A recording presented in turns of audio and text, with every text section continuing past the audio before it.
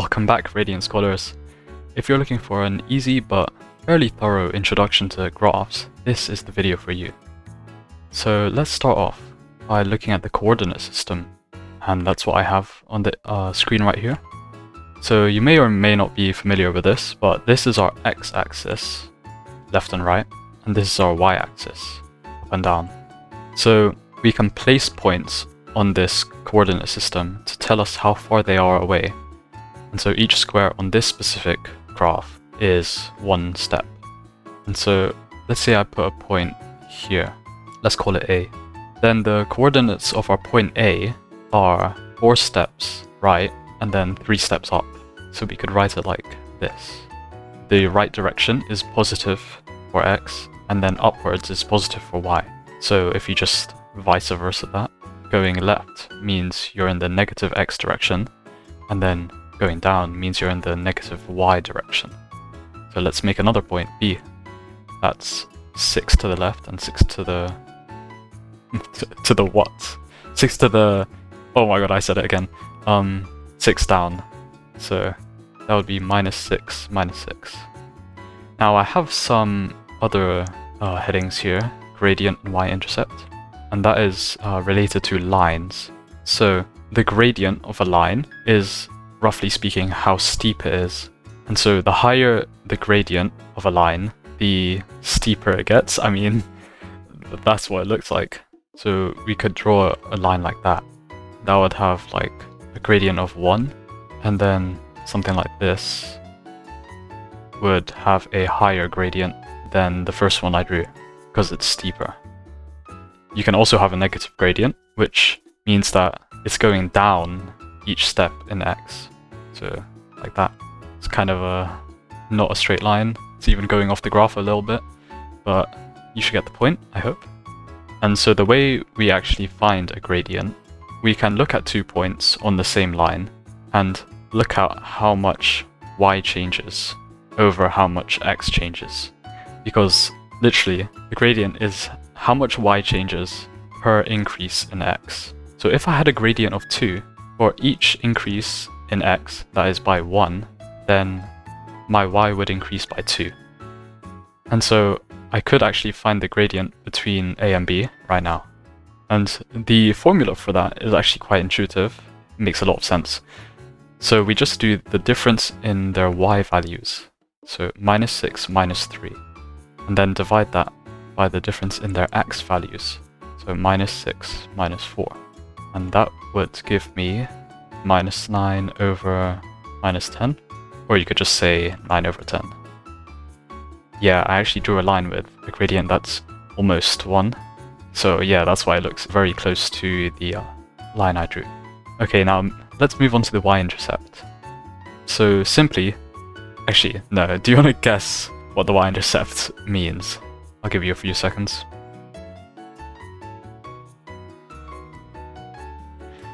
So the y-intercept is the point where the line, well, intercepts the y-axis. Yeah, so if I had a line that looks like this. Okay, let me try actually get onto the point. Oh, that's actually pretty good. So that would have a y-intercept of 5, because you can see that it's intercepting the y-axis. That's the up and down one at the point 0, 5. Now we can combine the gradient and the y-intercept to actually give us our general equation of a line, which is y equals mx plus c. And so m is our gradient and c is our y-intercept. Do not ask me why they chose m for gradient and c for y-intercept, because I honestly have no clue. Okay, so we've got 2 final points to talk about here. So parallel lines are 2 lines with the same gradient. Yeah, that's pretty much it. And then perpendicular lines are lines that are at 90 degrees to each other perfectly. So they look like that. And then parallel lines look like this. And so parallel lines have the same gradient because for each increase in x, their y is increasing by the same amount. Well, that's what I said, they have the same gradient. Did I say that already? Not sure.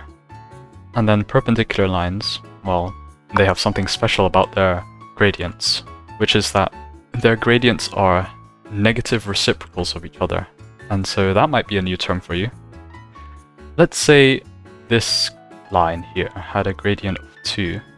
Then we can actually work out the gradient of the perpendicular line to it by figuring out its negative reciprocal. And so what that actually means is that we'll flip around the gradient and then just change the sign that's in front of it.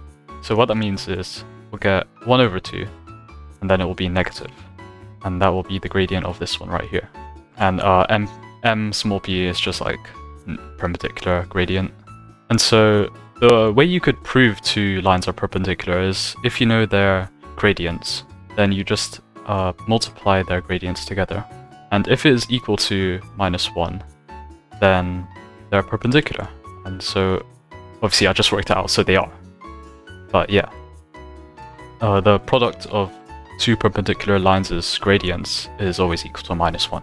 And that's pretty much all the theory I have, or all the new stuff I have for today. So we could actually do something special and open up my browser, and let's see what these lines actually look like. So here I have a simple y equals x graph. That is, it's just the gradient is equal to 1 and the y-intercept is 0. If I change the gradient up here with this slider, then as I increase the gradient, it's going to get steeper, like I said, and vice versa. If I make it negative, look how it's approaching 0, it's going to get super not steep. What do I call not steep? I actually have no idea what I'd call a slope that's the opposite of steep. But okay, no, getting back to the idea. So as we go negative, wow, it's gonna go negatively steep, I guess. Yeah. So that's y equals -x. So that means for every x, y is gonna take its negative value. So, well, here at x equals 1, whoa, something just opens on my thing. So at x equals 1, y is going to be -1. And then I can just let that play out. And you can see the parameters up there. Oh, I can't really point all the way, but it's in the top left. So let me just pause that real quick. Set it back to 1. So c is our y-intercept, as I said. If we have a y-intercept of 2, well, it's going to intercept the y-axis at 0, 2. And so basically you can just read the y-intercept off of the equation and just know basically where it's going to intercept. And whoa, it's kind of flying off the screen right there, but yeah. So let's see what parallel lines look like. We've got the line for y equals 2x plus 3 right here. Let's create another line with the same gradient 2 and move it up and down. So we'll see that these parallel lines, even though they have the same gradient, they're going in the same direction, they're actually never going to touch. So that's the story of parallel lines. They have so much in common, but they'll never meet.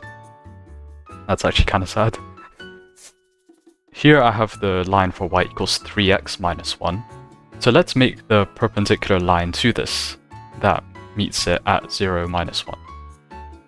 So I'll give you a few seconds to think about what you think the gradient would be of the perpendicular line if our gradient is 3. So remember the negative reciprocal, our gradient is 3, so our negative reciprocal will be minus 1 over 3. So I can just put that in, minus 1 over 3x minus 1. And look at that, so our red line is going like this, then our blue line is going like that. So they're perpendicular. And so that's a little showcase of what lines actually look like on a graph. So you can actually visualize it rather than just looking at numbers. But yeah, that's pretty cool. I'd say so. If I didn't think it was cool, I wouldn't be showing you, but yeah. Now, let's move on to the questions. Boring. I know. So, the examiners were actually nice and decided to show us what the line actually looks like on the coordinate grid with this question. And so simply we need to find the equation for this line L. Now we can already see one thing about the line with this graph, and that is that it's intercepting the y-axis here. And that means our y-intercept is going to be 3. Again, we can calculate our gradient by figuring out the change in y over change in x. So let's just pick some points, preferably points that are directly on a x and y value, so like this, rather than something like this, because that's halfway between 1 and 2 on the x-axis, so that would complicate our calculations needlessly. So I'll take 2 minus 1 and 0, 3, which is the y-intercept. So we'll take y down there, which is minus 1, and then subtract, so minus 3, and then x minus 0, which should give us a negative gradient because our line is going downwards like this. And our gradient is minus 4 over 2, or in other words, minus 2.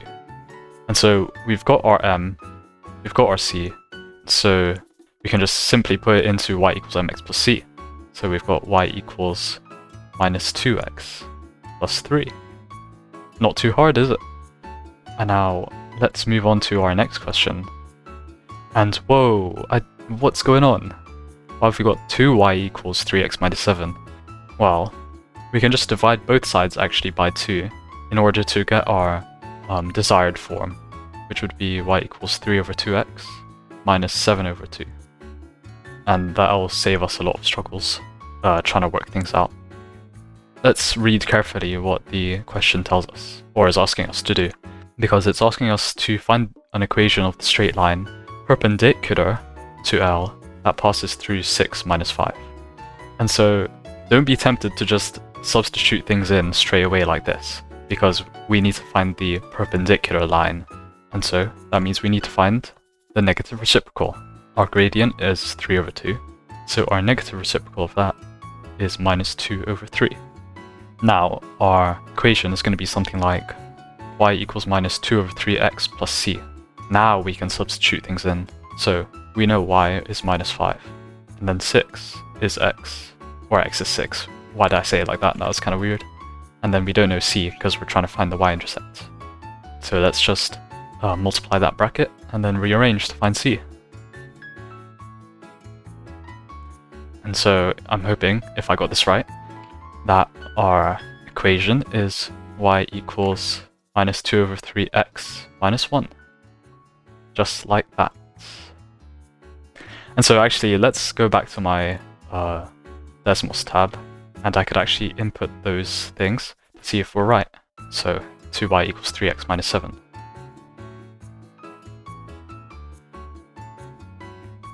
That's that green line over there. Let's just like move it so you can see it a little bit better. And then I had y equals minus 2 over 3x minus 1. And yeah, that looks really good. So yeah, that's what graphs actually look like. Yeah, so we're gonna build on this more in the future. We've only begun with linear graphs. Soon we'll move on to quadratic graphs. And yeah, so subscribe to see more of my lessons, and I'll see you in the next lesson, Radiant Scholar.